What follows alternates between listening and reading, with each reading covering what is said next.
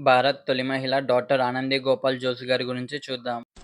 1865 మార్చి 31న మహారాష్ట్రలోని జన్మించారు. తల్లి పేరు గంగాబాయ్, తండ్రి గణపతిరావు జోషే. 9 ఏళ్ల వయసులోనే ఆమెకు గోపాలరావు జోషేతో పెళ్లి జరిగింది.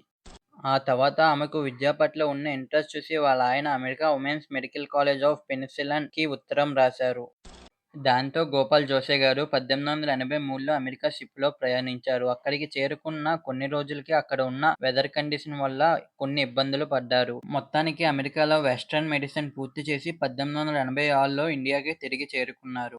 ఆ తర్వాత ఇండియాలో అందరికీ వైద్యం అందించారు. కానీ అమెరికాలో క్లైమేట్ చేంజెస్ వల్ల చెడిపోయిన ఆరోగ్యం వల్ల ఆనంది గారు ఫిబ్రవరి 26, 1887లో కన్నుమూశారు. అది కూడా చిన్న వయసులోనే 21 సంవత్సరాలకి.